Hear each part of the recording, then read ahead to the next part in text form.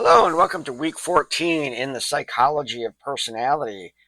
And we are coming down to the wire here. We only have a couple weeks left, this week and next week. And this week we are taking on two chapters, but these two chapters are very closely related to each other. We're essentially talking about learning theory as a way of understanding in which our personalities are shaped and influenced by our environment. We're going to start off chapter 17 looking at learning theory and its impact on personality development. And we're introduced probably for the umpteenth million time in your career in college to B.F. Skinner. B.F. Skinner developed what we currently refer to as operant conditioning. That phrase, that term, comes from the ABC contingency theory, which states, using the letters ABC, that environmental antecedents and environmental consequences operate within an environment and shape and determine the behavior that's in between them.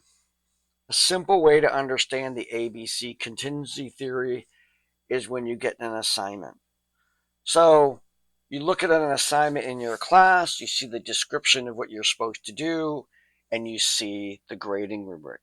So essentially, the instructions are the A. In this class, do all this stuff. Submit it.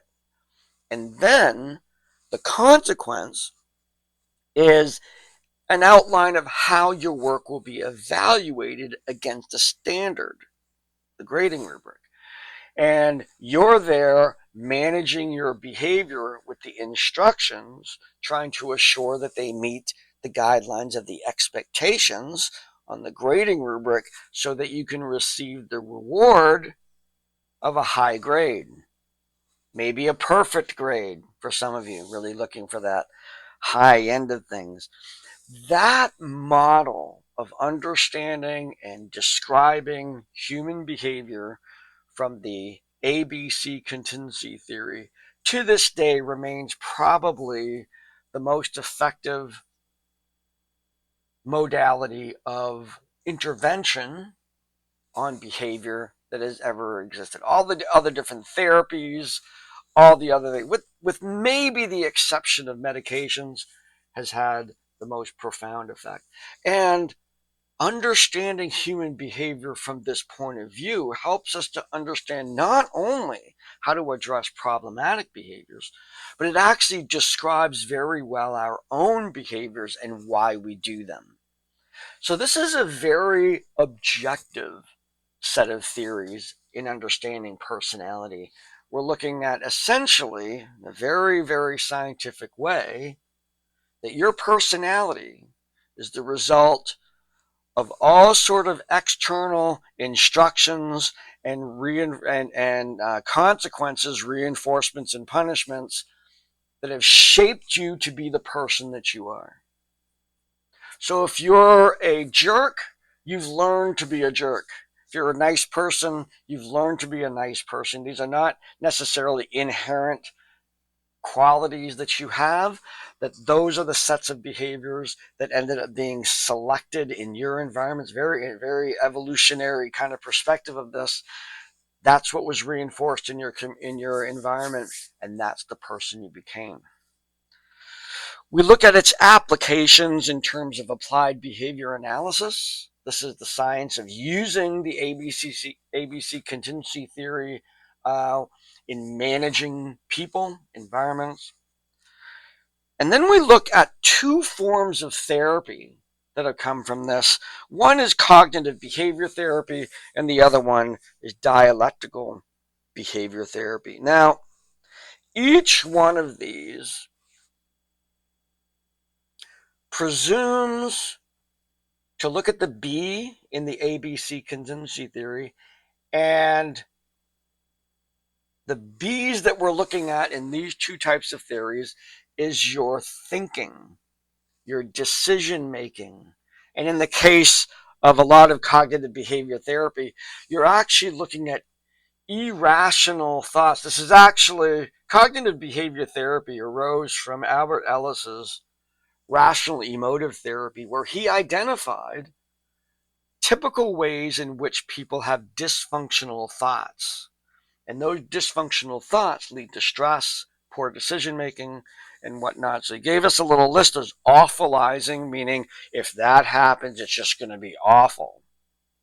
There's the catastrophizing. If this happens, or when this happens, or this happens, and it's just the world is just tipped upside down. The I can't stand it's, the shoulds, the oughts, the never, all of those ways in which that never should have happened. I ought to have done that. All of these ways in which we command that the world should have been a different thing, or I should have done a different thing, and whatnot. And we have an emotional connection to those behaviors. They draw people to us. They're functional, and they allow us to push responsibility away from ourselves for a bit and examine the degree to which maybe some of our circumstances are out of our control. But then we also give up a whole lot of power in terms of making decisions about how you're going to deal with circumstances, many of which you don't have direct control over. Very, very powerful tools used in psychotherapy. Very, very powerful tool to describe our regular behavior.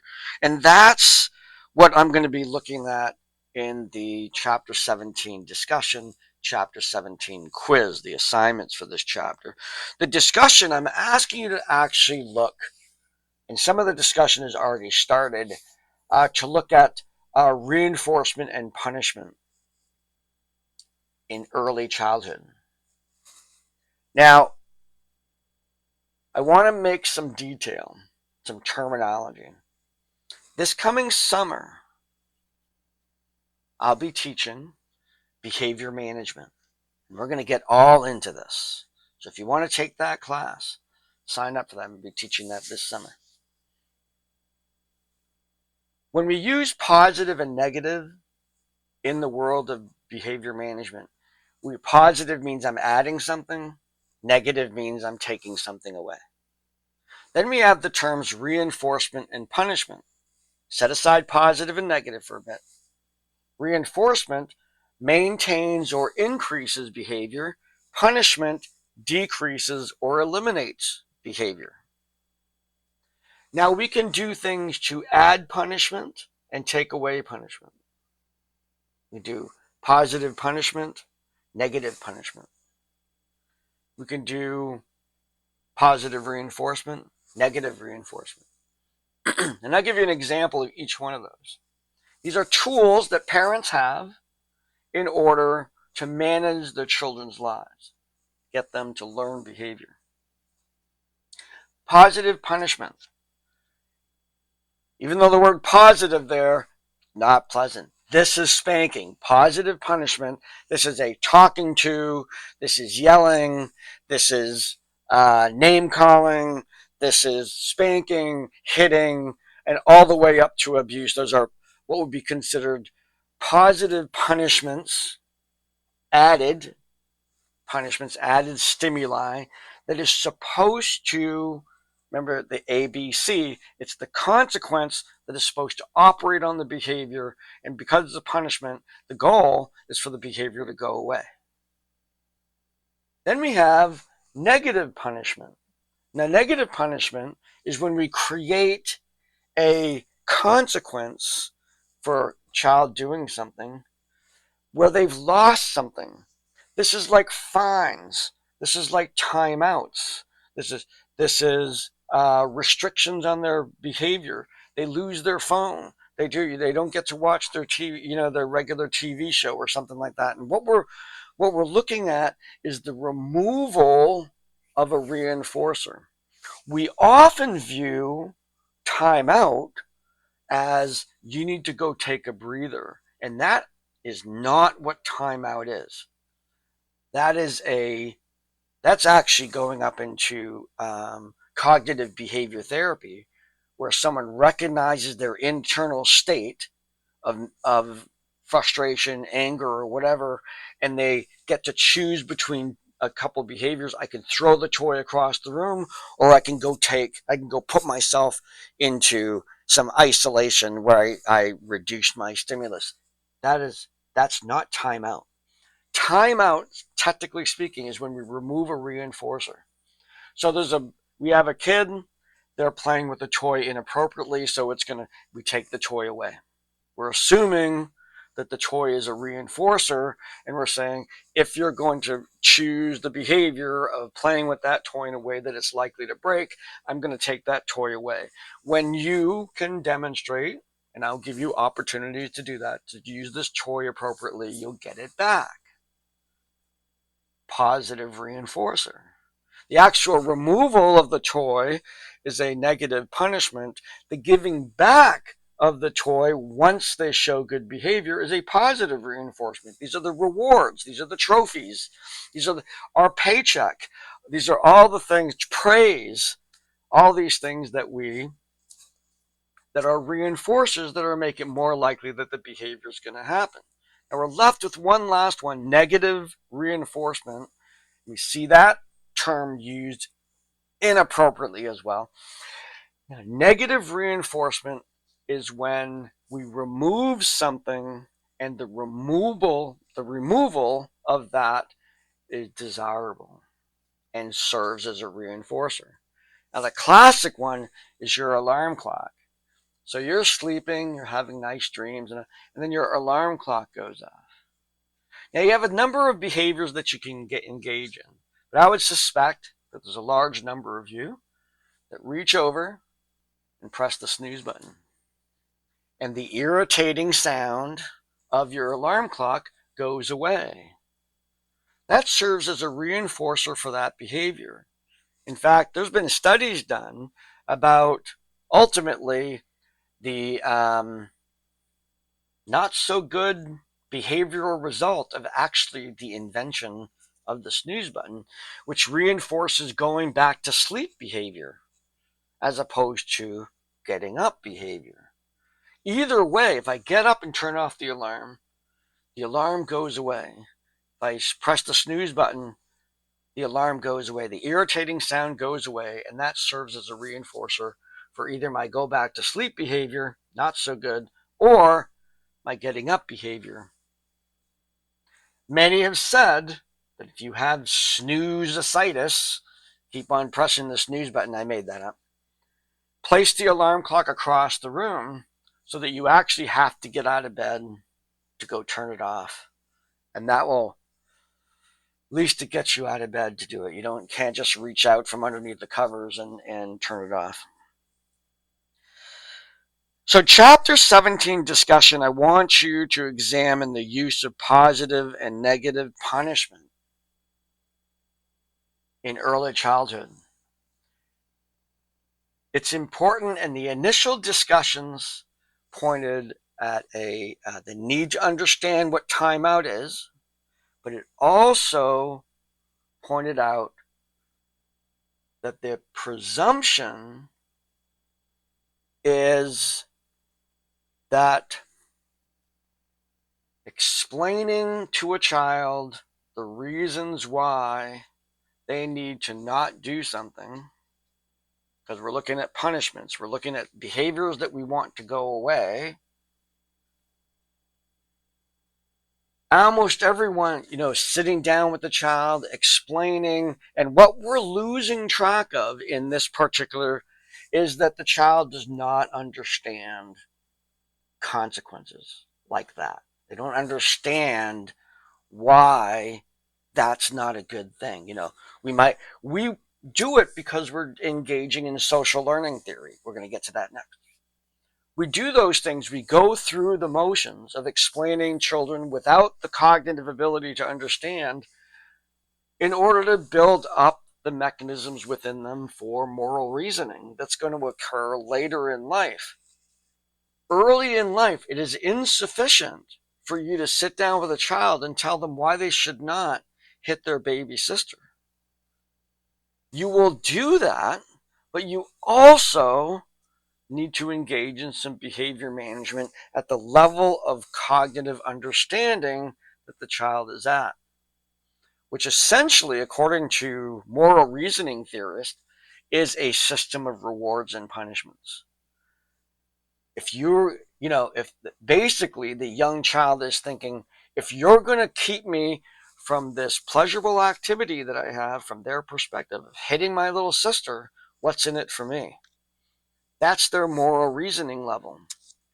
We are padding that with higher levels of moral reasoning because we want to show those skills, but ultimately to eliminate that behavior, explaining why it's bad will be insufficient.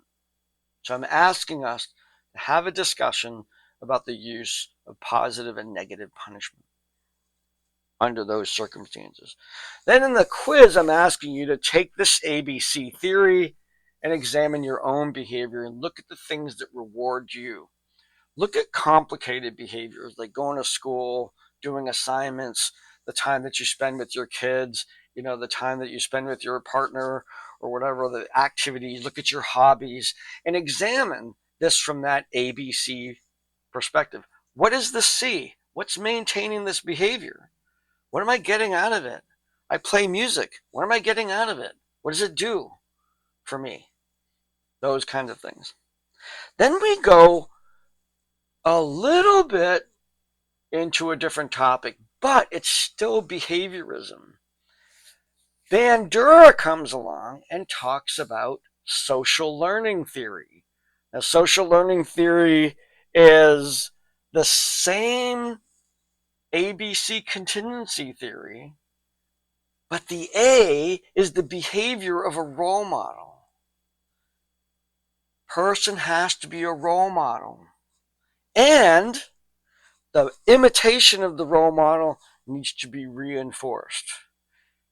Keep in mind that social learning theory still operates by the ABC contingency theory, meaning the A, the circumstances under which I'm being instructed in some way on how to act, and then my actions are insufficient without the reinforcer. So if I'm going to look at somebody that I admire beating somebody up, and I beat somebody up, there still needs to be a reinforcer there, either from my friends or maybe internally, internal reinforcement, that comes up, that will maintain that behavior. This is why simply watching violent video games and acting out on them is insufficient to blame video games for that behavior. You also need the reinforcers. Now, those reinforcers may come from inside. More often, they come from outside. A perception of others may be imagined, others perceiving their behavior. We see social learning theory mirror neurons. We actually physiologically internalize the behaviors that we watch so that those patterns exist within our behavior repertoire. We develop desensitization. There's a conditions of reciprocal determination, meaning if I'm growing up, if you grow up in a family that acts out or you hang around with people that act out, guess what? You're going to act out. Reciprocal determinism. That is, who you choose to hang around with are the role models and the reinforcers that you're going to receive within this theory in order to behave the way you are. We're looking at role models, self-regulation, seeing a little bit of that applied cognitive behavior analysis here, self-regulation, locus of control. That's a complete other aspect of this when an individual is acting in a way and they perceive no control, no individual, it's a continuum. People with low locus of control are less likely to see personal agency as a factor in their decision making and in their results of their behavior. And then we see, of course, the ubiquitous social media coming in, which provides us with this enriched source of role models. But I think even worse, provides reinforcement for just about any behavior. If individuals act out online, they might still get reinforced by their peers, likes. They get their little thumbs up, they get hits, they get views on their, and this is fabricated. This entire reinforcement mechanism is fabricated simply to get you to use that service and expose yourself to advertising. So this entire fabricated sense of role models and reinforcement for your behavior constitutes the effect of social media on our behavior. So in the discussion, we're going to get into examples of reciprocal determination. Who did you hang around with? What was your family like? What were the shaping factors of you that you grew up? And either you have those tendencies and they're positive, you have those tendencies and they're negative, you had those tendencies when you were young and you learned that your family was wrong and you changed, or maybe your family was right and you struggled, you had a departure from the family values, and all of these things really talk about the influence of our family and friends on our behavior, following the line of reciprocal determination. The quiz asks you to look at self-esteem and self-efficacy. We're looking at agency here. The ability for us to impact our own lives, or the perceived ability to do that. So we're looking at self-esteem and self-efficacy. Self-esteem, your values of you as an individual, as a human being, good or bad. And efficacy is, what are you good at? And we often pair those together. We don't necessarily tend to see what we've talked about before, which is unconditional positive regard. Unconditional positive regard is the sense that an individual has value no matter what they're good and bad at. So there's that. Then I have you take the locus of control test and reflect upon what the test tells you about your tendency to externalize causal agents in your life or to internalize causal agents in your life. And when you take the test, you'll understand that a little bit better. And then finally, along with all of this, we have the end project. I've already posted a announcement about this. Kind of screwed up on the instructions of this in an attempt to move this assignment in a slightly different direction, and I left it incomplete and then published the book. Hence the need for an editor, right? So, which I do. I have one working on this course book right now. So next time this will be fixed. For the time being, I want you to kind of ignore the instructions, and I just want you to focus on the grading rubric that exists within the course. That is what I want you to write. The autoethnography assignment that looks at culture and your development, different aspects. The grading rubric is the sections of your paper delineated. Bold, write about that. Bold, write about that for this final assignment. I apologize for it being a little screwed up, but focus on the rubric version of expectations. There's nothing new. This is what we've been talking about for the whole class. So just be an opportunity for you to look at culture, family, values, those kinds of things, and how those things have shaped your personality. So not really that much of a long paper. I would say, a couple paragraphs for each one is probably sufficient for you to communicate what you think is important from those areas in the shaping of your personality, and then you're good to go.